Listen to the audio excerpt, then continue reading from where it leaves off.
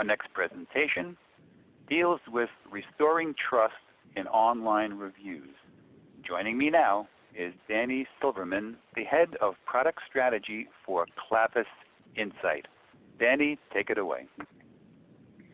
Great. Thank you so much. It's wonderful to be talking to everyone today. I'm looking forward to sharing some information and updates on what's happening in the space of reviews, particularly around Amazon and what they're battling in terms of restoring confidence in reviews.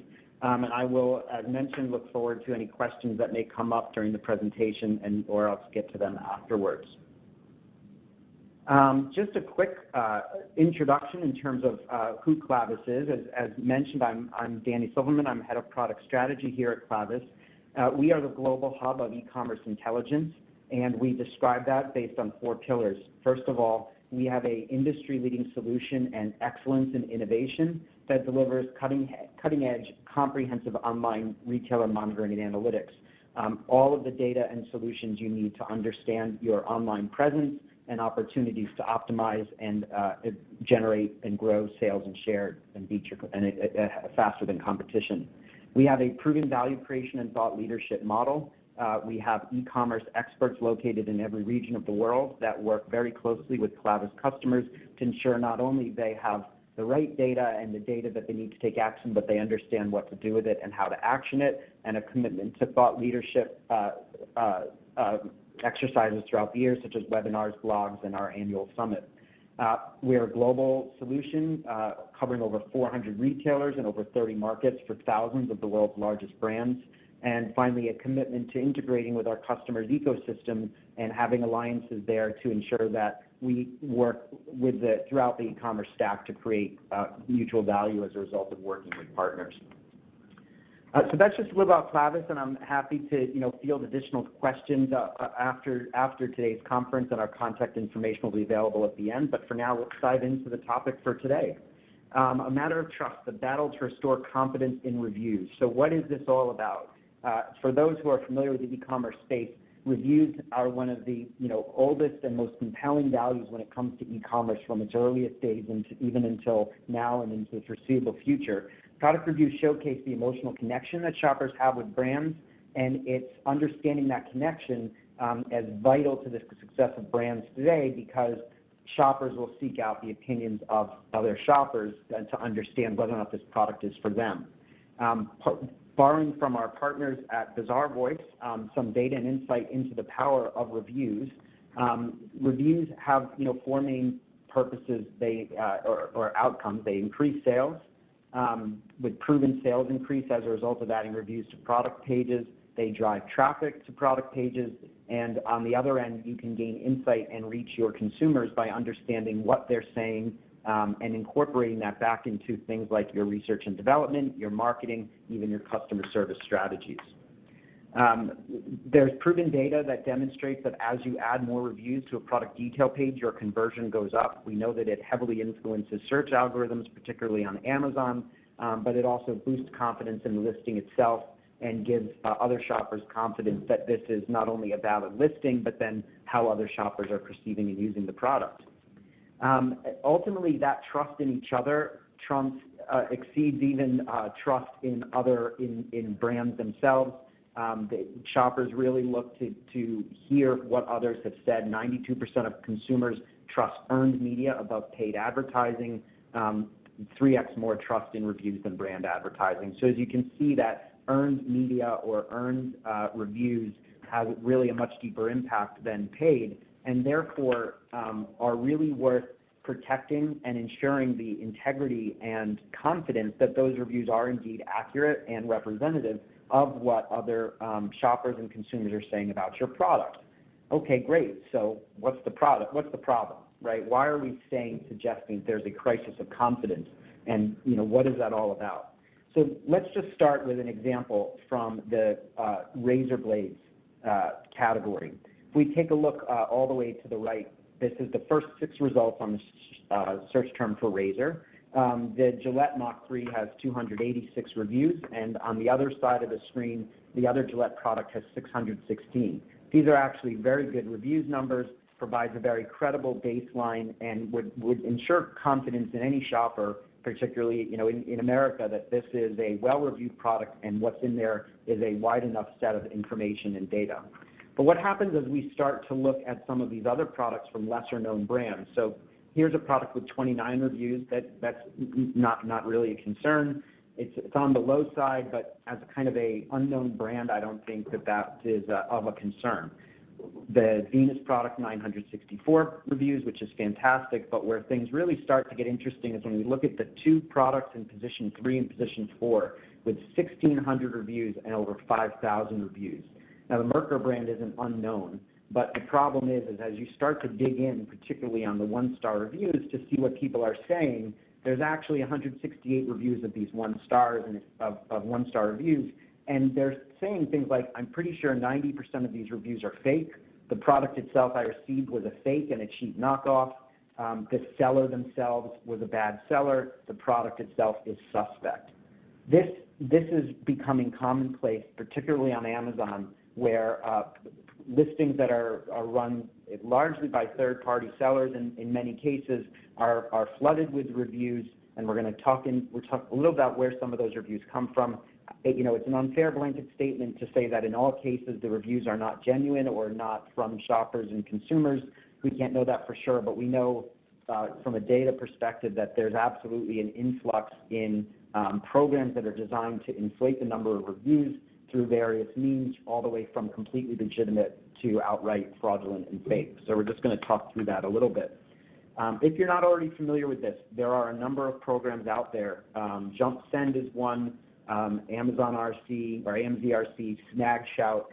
What's really interesting is if you had looked at these sites about 6 to 8 weeks ago, their home pages were talking about recruiting reviews. They would offer discounted products or even free in exchange for what they would call an unbiased review. You get your product, you go onto Amazon, you leave your review and you make a comment, I received this product for free or discounted in exchange for an unbiased review. All of them have universally changed their messaging, and in some cases even their branding. JumpSend was previously ReviewKick, and they changed their entire branding, and we're going to go in a few slides as to what triggered that change in behavior and change in positioning that we've seen across all of these reviews clubs. But let's start with what the issue is with reviews clubs. This is actually data that came out from ReviewMeta, and it's an analysis of 7 million Amazon reviews who received free or discounted product. And what you see on the left is that those who received incentivized product are much more likely to leave favorable reviews. So even though they're supposed to be unbiased, even though they're supposed to be honest assessments, the reality is that shoppers are more likely to be leaving positive reviews. And if you look at the orange in the right chart, the number of incentivized reviews are not only spiking ahead of non-incentivized, but they are actually reaching a point where they would exceed the number of organic, genuine, non-incentivized reviews from shoppers who actually bought the product and wanted to use it. Here we go. And if you look at this on a distribution curve from 3 to 5 stars, you can see that the coin is really at 4.4 to 5 stars, where you start to see even more non-incentivized reviews leaving more favorable ratings on average than non-incentivized. And the challenge, the thought behind this, really is about that these reviewers didn't seek out and purchase this product for their own intended use because they had a genuine need. They're being incentivized outside of normal consumer shopper behavior, and as a result, their experience with the product is to some extent skewed, as being part of this program. And that ultimately is what Amazon's concerned about. That's where the confidence crisis in confidence is ultimately coming from, where consumers are becoming wise to the fact that they might be reading reviews not from a true fellow shopper, but from somebody who actually was incentivized in some way to leave the review. So, what's the response? What does this mean, a crisis of confidence in reviews for brands and retailers? Well, we actually have started to see a response in the market. There's actually a couple sites out there. I mentioned ReviewMeta already, and their data. FakeSpot is another one where these are review sites. And if you don't trust the reviews that you're seeing on Amazon, you can actually go to these sites, put in the URL of the product you're interested in, and get an assessment of whether or not the review is genuine, which is just kind of fascinating in and of itself, but that's what this has come to, that entire ecosystems have popped up around just telling you whether or not a review is genuine. I think that if you're that engaged and willing to do that research, you're probably already an outlier to some extent, as opposed to the casual shopper who's just reading reviews and making a decision on the fly. That said, it's still indicative of a problem and a growing crisis. Now, Amazon has taken direct action recently. Hopefully, if you're in the e-commerce space, this is not new news to you, but just to give you a little bit of a timeline, Amazon took their fight to the courts for the first time in April 2015, where they started suing providers of fake reviews. So these were clubs not like the ones I mentioned, but even further to the end of the spectrum where they're providing outright fake and fraudulent reviews. They had bots and automated systems populating reviews. They'd spin up a new listing, populate it with over 1,000 reviews, and make it look like a legitimate listing for whatever purpose. A year later, they went even farther. They filed additional lawsuits to crack down on additional fake reviews. And most recently, there's a series of other events in between, but the most aggressive action they've taken to date was actually in October, banning incentivized reviews entirely with the exception of its own buying program. And these are the rules that they put in place. You must have spent at least $50 on Amazon in total over time. And we actually had cases where we had inquiries coming in and saying, all of a sudden I can't leave a review. What do you guys as Amazon experts know about what's happening? Well, if you're trying to leave reviews from an account that's never purchased anything, Amazon no longer allows it. You have to have at least lifetime purchase of $50 in goods, not in services, but in goods, to have a legitimate account to be able to post reviews. In addition, they set up a series of additional community rules that ultimately say you can't review your own products, you can't review your relatives' products, you can't review your competitors' products, you can't receive any compensation of any kind, you can't request compensation, and doing any of these is grounds for removal from the site. They've gone even a step further, and this is kind of the quieter fight that hasn't really made its way into mainstream media, but you on the phone today are lucky enough to kind of get this inside view of what's really going on. There's a bot tool set up on a Reddit site called the Great Amazon Purge, and what they are doing is they're monitoring the top several thousand reviewers. If you're not familiar, reviewers get rated on Amazon, and it's very hard to crack into, say, the top 5,000 and the top 1,000 reviewers on Amazon. This bot is basically checking these reviewer profiles on a daily basis and flagging anywhere their entire history has been purged. So in July 2016, the 5th ranked reviewer on Amazon, every review they've ever left was purged from Amazon. This is an astounding action that Amazon has taken. To achieve the 5th rank means that this profile was posting probably dozens of high-quality reviews a day, had been doing it for a long time, had been getting positive feedback on the reviews they were leaving. But for whatever algorithm that Amazon has put in place to identify suspect reviewers, targeted this particular reviewer and purged all of their reviews. On July 16th, you can see the additional ranks of reviewers there.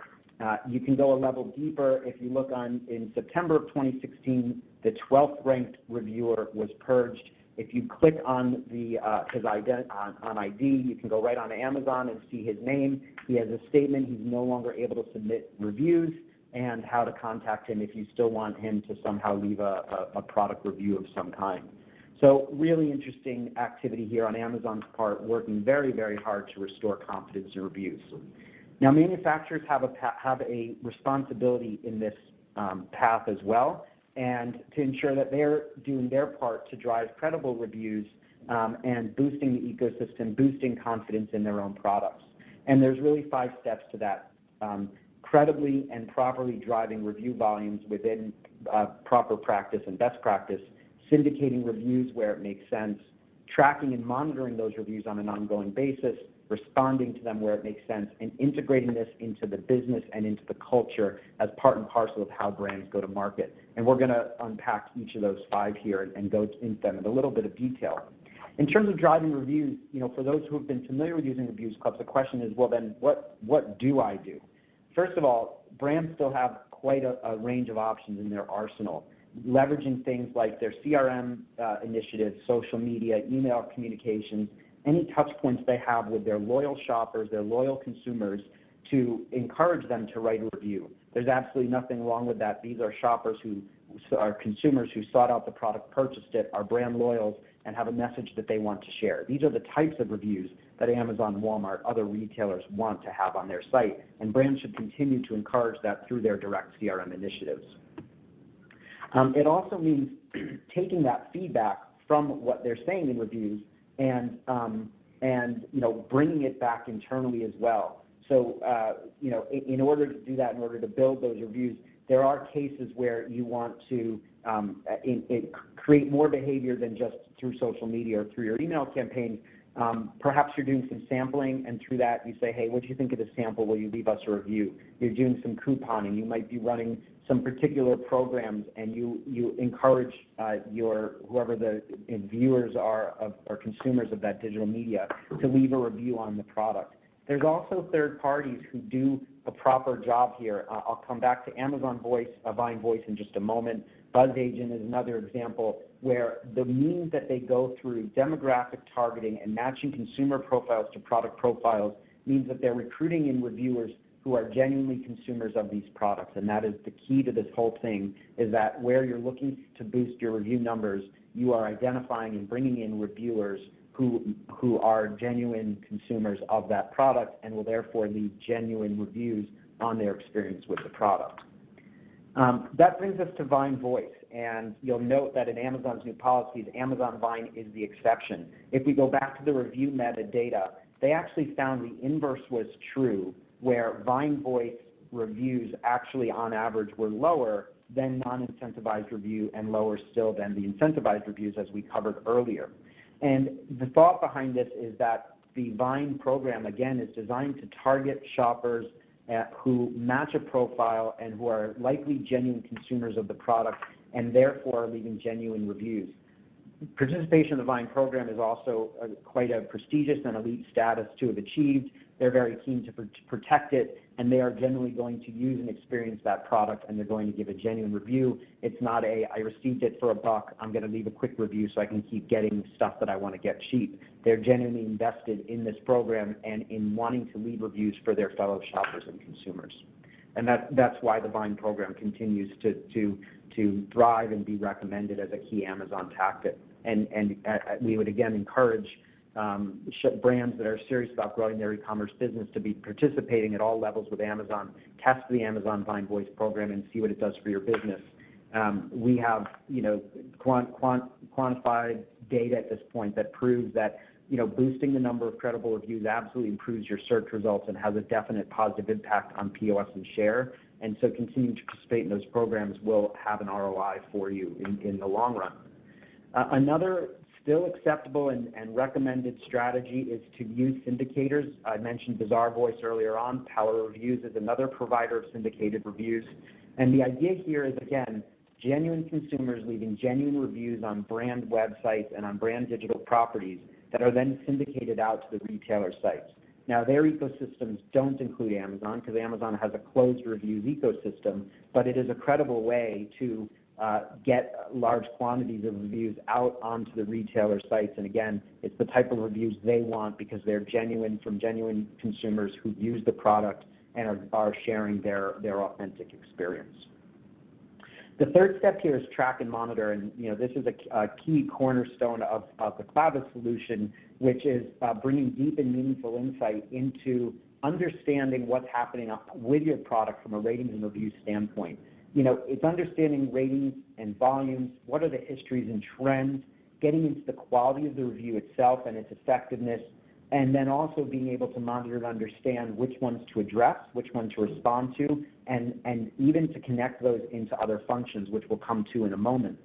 The deeper level of engaging with shopper reviews is to get into the text analysis itself, understand what shoppers are saying, watch out for trigger words, both positive and negative. Perhaps there's negative trigger words that you want to watch that could indicate a bad experience with the product that needs follow-up from supply chain or quality control or regulatory, but also on the positive so you understand what they're saying about the product.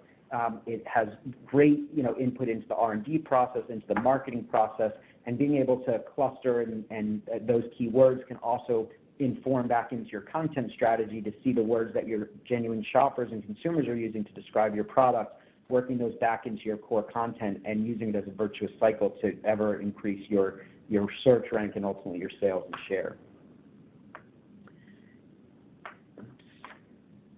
And then the last piece is integrate this into your business. I've already mentioned this a couple times, where we see best practices in reviews among Clavis customers. They're not just looking at the data and saying this product has 300 reviews and that product has 4.5 stars, but they're doing something about it, where they're getting 1- and 2-star reviews. They're being immediately alerted that the new review has appeared. They have a social listening and approved standard operating procedure internally to respond to these reviews. Generally, it follows either their social media practices or their customer service, customer care line practices, as if they've had a customer complaint come in through their 1-800 number, and they respond to it. And they provide a comment, they provide an opportunity for them to engage directly with the brand to provide that feedback and try and address it. We know over and over again this has an immediate effect. We see reviewers respond and say, thank you, I appreciate brand X's engagement. We see it can also kind of ward off some of the trolls and those who might not be leaving, who might not know as much, might just pile on. But seeing that the brand is engaged and is there says, okay, actually this brand is listening, they understand we're relevant, they're here for us. And then on the positive side, look, it is an input into development innovation, it's input into marketing materials, it's input into your content strategy. Okay. And so with that, I'll pause there and see if anybody has any questions about any of the material that we covered today. Sure. There are several questions, Danny, that have come in. The first one, why are Vine reviews and reviews by Bizarre Voice or Biz Agents more trustworthy? Sure. The critical piece there is that those reviews are coming from consumers who genuinely wanted to use the product, had a genuine need for the product, and have as a result left their genuine experience in the use of that product. The less desirable approaches are incenting people to get the product quickly at a discount, whether they wanted it or not. They just want to get something on the cheap, not genuinely invested in the brand or the experience, and likely their review is not as well thought through. Those other programs that were mentioned there are much more likely to reach consumers who are leaving genuine reviews. Okay, and here's a follow-up question from the same person. Are there ways to drive reviews without going through a third party or Amazon Vine? Yeah, that's a question that also often comes down to budgeting, where with more limited resources, you might not be able to afford Vine in your brand plan. You might not be able to afford a syndicator, and that's where you want to connect with your digital marketing partners, understand what their digital and social initiatives are, and use those. One of the most successful tactics we've seen is tapping a CRM database, which is almost entirely filled with your most loyal followers, and sending them an invitation or a link to review products that they may have purchased before. And we've seen that as a very successful tactic to boosting reviews through owned lists that have already been earned, if you will, by the brand and accumulated by the brand. Okay, here's a practical question. How should manufacturers respond to 1- and 2-star reviews? Sure, and just to recap that, we definitely encourage it. We have a number of customers who are leery about it because they have the concept of adverse events and dealing with FDA and regulatory policies around what happens if they see what's considered an adverse event. And for those in the audience who are familiar, they know exactly what I'm talking about. We still recommend working to put a standard operating procedure in place, documenting it for what is going to happen, what you're going to do, how you're going to respond, and then proceeding with it. And then from there, on a regular basis, getting real-time alerts that a new 1- or 2-star review has appeared, and having a response strategy for it. There's an agency or a customer care contact who is responsible and assigned for responding to those reviews. They have the script and the knowledge on how to do it, and it's done consistently and in a repeatable fashion. Okay, and finally, we have a statement in our chat box here. Interesting and rarely covered topic. Bravo to Clavis. Well, good for you, Danny. I appreciate that. And for more information, you can please visit clavisinsight.com, and Danny's email is on the screen if you wish to correspond with him directly.